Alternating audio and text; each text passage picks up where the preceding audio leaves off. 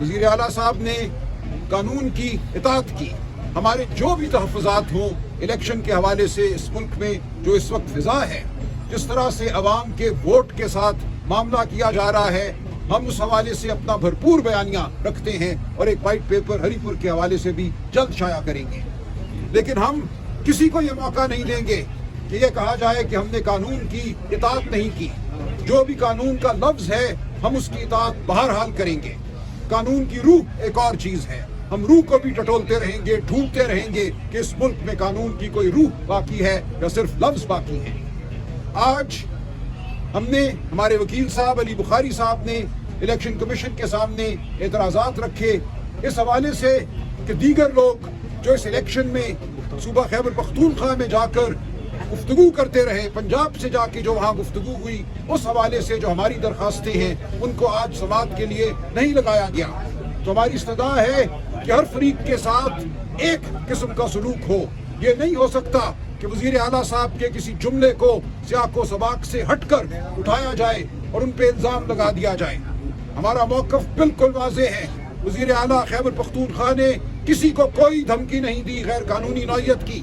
یہ وزیر اعلیٰ کا فرض ہے کہ اپنے صوبے کے افسران کو تنبیہ کریں کہ ان کا کام ہے قانون اور آئین کے مطابق کام کرنا. اگر کوئی قانون اور آئین سے ہٹ کر کام کرے گا تو اس کے خلاف آئین اور قانون کے تحت تعدیبی کارروائی وزیر اعلیٰ کا حق ہے، بلکہ وزیر اعلیٰ کا فرض ہے. اس سے زیادہ وزیر اعلیٰ صاحب نے کچھ نہیں کہا. ہم اپنا تفصیلی جواب الیکشن کمیشن میں دائر کریں گے اور اس پہ تمام تفصیلات سامنے ہوں گی. لہٰذا جو الزام لگایا گیا ہے وزیر اعلیٰ صاحب پر وہ بالکل بے بنیاد ہے. یہ بھی ہم نے الیکشن کمیشن کو بتایا کہ اسی نوعیت کی ایک درخواست صوبہ خیبر پختونخوا میں بھی زیر سماعت ہے. وہاں کی الیکشن کمیشن کی انتظامیہ نے بھی ایک نوٹس دے رکھا ہے. دو جگہ پہ ایک ہی حوالے سے کارروائی نہیں چل سکتی. یہ تمام قانونی نکات ہیں، لیکن موٹی بات یہ ہے کہ وزیر اعلیٰ صاحب نے کسی کو کوئی دھمکی نہیں دی. قانون کے حوالے سے بات کرنا، یہ کہنا کہ قانون پر عمل کرو ورنہ تمہارے خلاف کارروائی ہوگی، یہ کوئی دھمکی نہیں ہے. کسی صورت بھی الیکشن کے عمل میں دخل اندازی نہیں کی گئی. وزیر اعلیٰ صاحب ہری پور گئے تک نہیں. انشاءاللہ اس مرحلے سے بھی ہم سرخرو ہوں گے. آئندہ کے لیے وزیر اعلیٰ صاحب کی اصالتاً حاضری کو ختم کر دیا گیا ہے. آئندہ وزیر اعلیٰ صاحب کو یہاں پیش ہونے کی ضرورت نہیں ہے. تو باقی بات میں چاہوں گا کہ ہمارے دوست علی بخاری صاحب کریں، پھر وزیر اعلیٰ صاحب بات کریں. جی بسم اللہ الرحمن الرحیم. تفصیلی بات سلمان نجوم راجہ صاحب کر چکے ہیں اور جو ساری پروسیڈنگس تھی وہ بھی آپ کو بتا چکے ہیں سلمان نجوم راجہ صاحب. اس کے علاوہ ہم نے جو 2 پوائنٹس لیے، مینٹینیبلٹی کو پہلے ڈیسائیڈ کریں کہ آیا آپ نے یہ article 218 sub class 3 of constitution آپ نے یہ ٹیک اپ کیا ہے، اور اگر یہی چیز 234 الیکشن ایکٹ کے تحت آر او یا ڈی آر او یا جو ڈی ایم او وہاں پر بنے ہوئے تھے ہری پور کے، انہوں نے ٹیک اپ کر لیا، تو پہلے یہ ڈیسائیڈ کریں گے کون سنے گا. وہاں بھی 28 کی تاریخ رکھی ہوئی ہے انہوں نے فار جواب.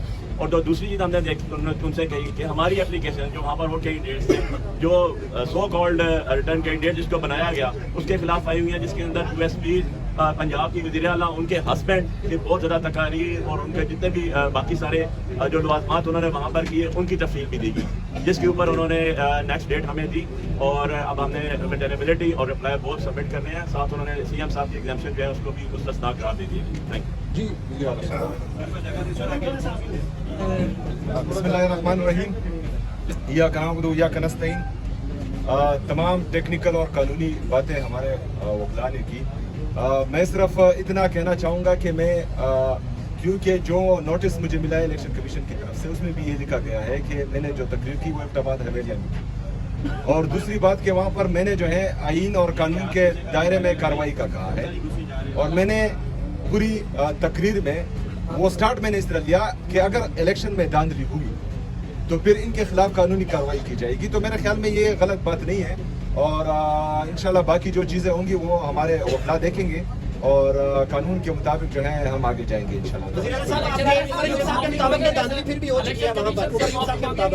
اچھا، اس پر جو مجھے اطلاع ملی ہے ہمارے پاکستان تحریک انصاف ہری پور کی طرف سے کینڈیڈیٹس کی طرف سے، جو پریزائڈنگ آفیسرز تھے وہ ہمارے گورنمنٹ خیبر پختونخوا کے تھے، انہوں نے فارم 45 ہر طرح کی پریشر کے باوجود جاری کیا. آر او جو ہے چونکہ وہ الیکشن کمیشن کی طرف سے تھا اور وہاں پر جو RO ऑफिस के अंदर सिक्योरिटी थी, वो भी फेडरल गवर्नमेंट के इदारे थे।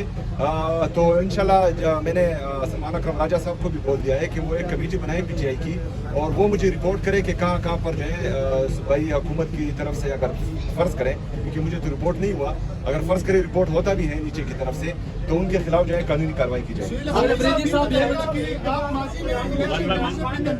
माजी में इलेक्शन कमीशन पे तनकीद करते रहे, आज आप इलेक्शन कमीशन के सामने पेश हुए, तो क्या आपको उम्मीद है कि आपको यहाँ से इंसाफ मिलेगा? कोई उम्मीद लेके आए या सिर्फ फॉर्मेलिटी के लिए? देखिए, पाकिस्तान तहरीक इंसाफ हमेशा से जो है पॉलिसीज पर तनकीद करते हैं।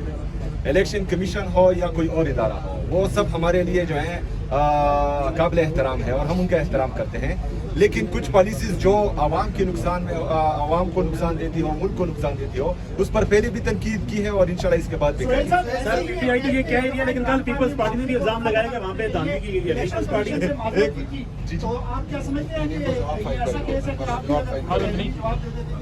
उनसे गलती होगी तो मामला रफा जी, गलती तो नहीं हुई और हम जवाब फाइल करेंगे इंशाल्लाह ताला, उसके बाद देखेंगे। जैसे पहले आपने बताया प्रिजाइडिंग ऑफिस के आरोप के 45 मुख्तलिफ है जी, वो जो इमेजेस और सबूत आए हैं तो उसमें क्लियर दिखाई दे रहा है कि फॉर्म 45 पर पोलिंग एजेंट्स के साइन भी है और प्रिजाइडिंग ऑफिसर के साइन भी है। पोलिंग एजेंट्स जो है दोनों कैंडिडेट्स के थे, एक की भी थे, दूसरे की भी थे, उनके साइन मौजूद है। लेकिन जो RO ऑफिस से टीवी पर जो फिगर्स आ रही थी तो उसमें फर्क है।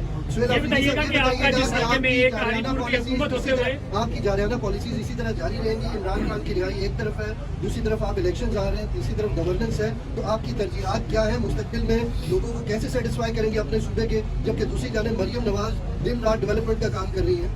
अच्छा, सबसे पहले तो हमारी कोई भी इनिंग जारहाना नहीं है। तमाम इनिंग्स हमारे जो है आईनी और कानूनी है और आईन और कानून के मुताबिक जो है हम हक और सच बात कर रहे हैं। किसी को जारहाना लग रहा है, किसी को तल्ख लग रहा है, तो इंशाल्लाह ताला हम आईन और कानून के मुताबिक बात करेंगे। यार उसने जो है फुल टास दिया है चक्का मारने से। अच्छा, दूसरी बात जो पंजाब की वज़ीर आला वहाँ पर कर रही है, तो मैं अपने तमाम मीडियाज के लोगों से कहता हूँ, बार बार कहता हूँ कि हम भी चाहते हैं कि हम वहाँ तरक्की करें, तो हमारे साथ इम्तियाजी सलूक ना किया जाए। जो 3000 अरब रुपए से ज्यादा हमारा वफाक पर वाजिबुल अदा रकम है वो हमें दे, ताकि वहाँ पर जो है मजीद तरक्की करें। वहाँ पर तरक्की हो रही है, इसी वजह से खैबर पख्तूनख्वा की आवाम तीसरी दफा जो है वो इमरान खान को वोट दे रही है।